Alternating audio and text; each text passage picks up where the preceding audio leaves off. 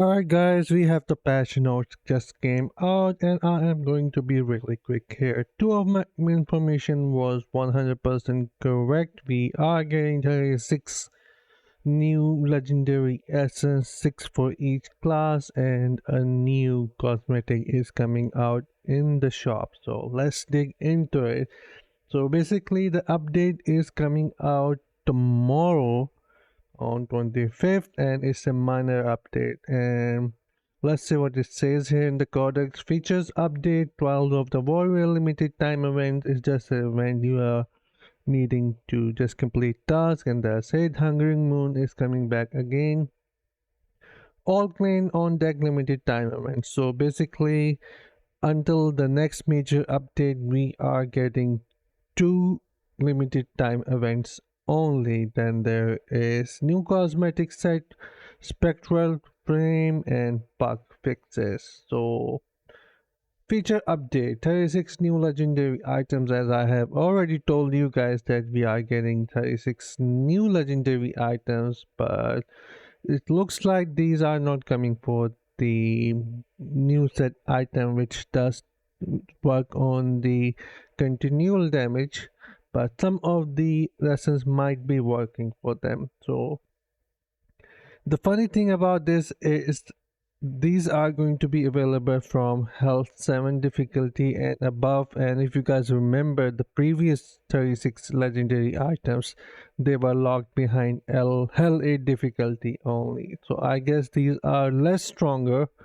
compared to what we get previously. That is what my take here, but you guys can pause here and read the legendary essence.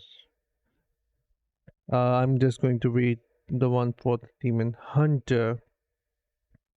But here we go. Let's read out the developer note for barbarian hammer of the ancient and demoralize combined to draw enemies, setting them up to control by ground stomp and subsequently cleaved to death. That is what the take is of developers here. Then for the Crusaders, shield charge helps you round up monsters, creating a captive audience for a stunning spinning shield display, after which you can drop concentration and watch them melt away. I'm pretty sure no one will be going with the entirety of this essence here.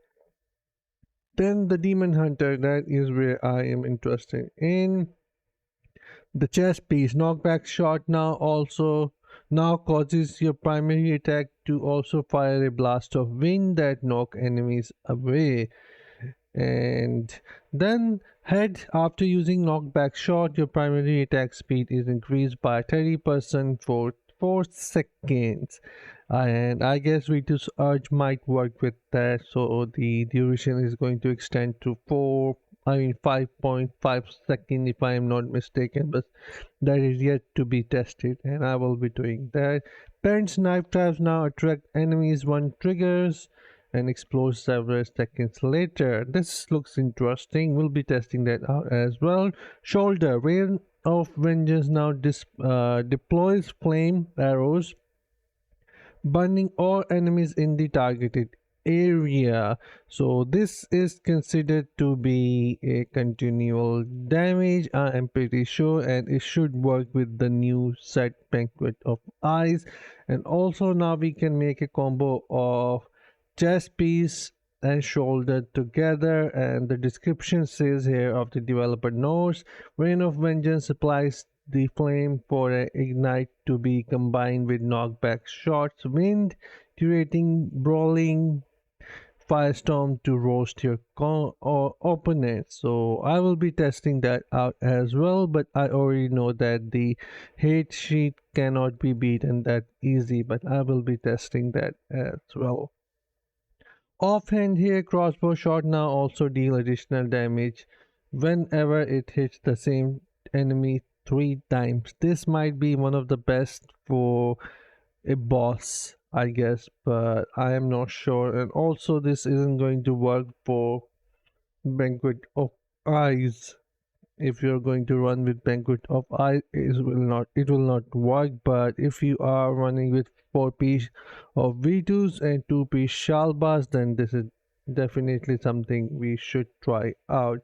And the final piece here, multi-shot now randomly fire either hit rate or discipline arrows, causing any struck enemies to become vulnerable or slowed, respectively. Enemies affected by both effects take additional damage stunned, so we can actually apply both effects if we shoot multi-shot twice maybe. So I will be testing that as well. Then there is Monk, and you guys can just pause and read it here.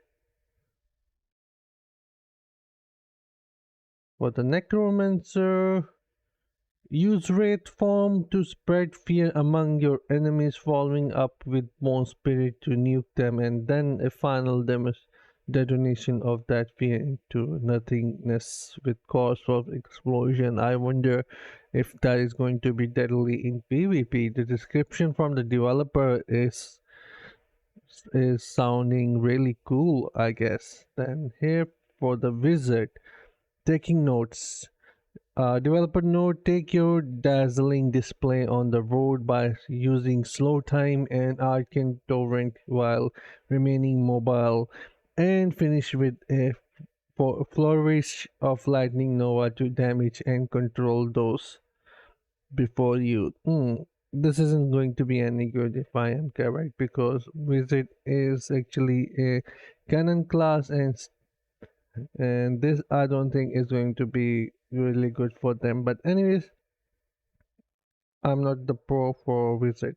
Let's move forward. Hell difficulty player merge. I was hoping that we will get the extent of Paragon cap, but that is not happening just yet. So the next update, we are definitely going to be seeing the extension of Paragon cap. But anyways, hell difficulty player merge.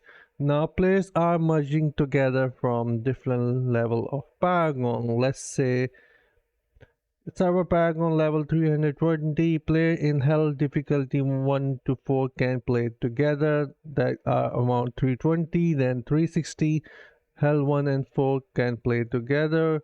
480 Hell 1 to Hell 6, that was Hell 1 to Hell 5. Okay, player Paragon 600 can play from Hell 1 to Hell 7 together, and above 800 from Hell 1 to Hell 8 can play together. So we are not there yet, but this is actually a good way to find party, and even for the lower players it is going to be adjusted. Then a Curse Tower PvP registration deadline change. It's just the time of registration that they are changing for purification of a Curse Tower has been changed from Saturday at 9 p.m. through Monday at 3 a.m. Server time to now take place Saturday at 9 p.m. through Sunday at 9 p.m. Server time. Tower will activate for purge after the registration deadline ends, as they always have. Okay.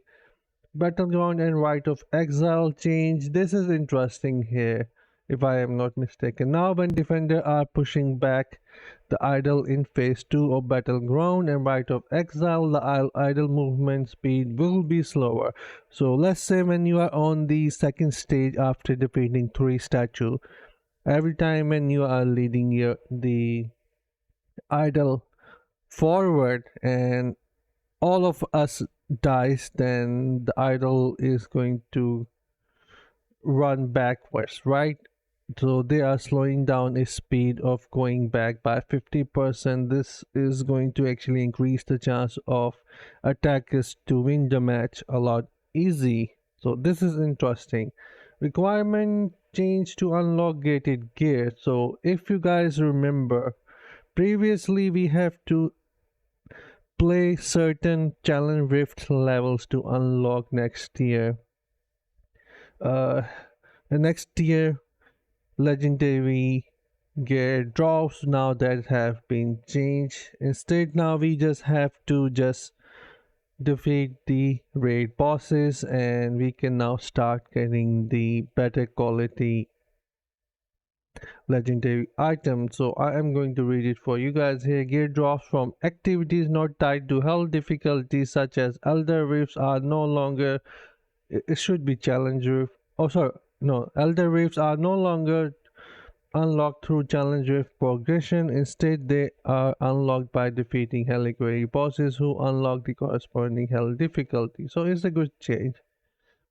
Then cursed item update. I am not using cursed item at the moment because negatives are really bad. So I am just going to leave it here. You guys can read, but the negative really needs to be worked at. They are really bad. Raid group assembly. Players can now convert their party into a raid anywhere in the wilderness.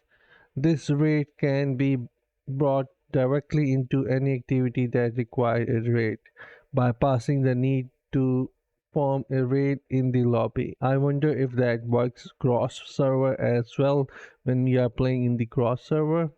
Using the new My Raid menu, the raid leader can promote other members of the group to an administrator who will have the same privilege as the leader. This looks interesting, but anyways, we'll see. Unmissed Immortal Rewards.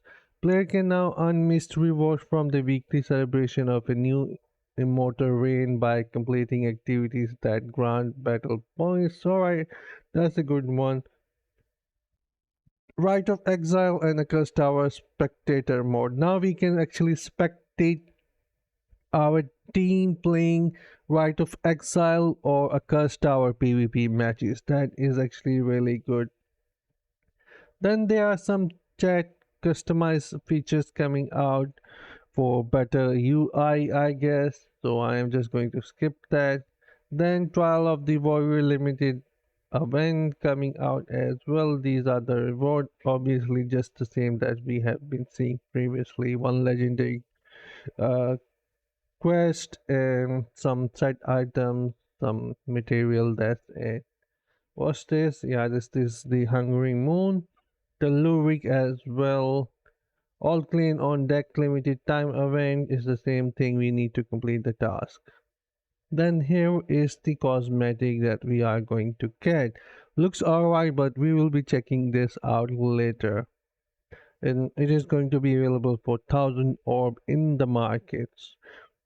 And bug fixes. Hold on, let me check what's in the bug fixes. Alright, nothing is really happening there. I just checked. So yeah, this is it for the patch update. 36 new legendary is definitely new. I mean, it's a really nice change coming to Diablo Immortal after some time. We really needed that to try out different play style to have fun again in the game. But anyways, I'll see you guys in my next one. Until then, take care, have fun, and bye guys.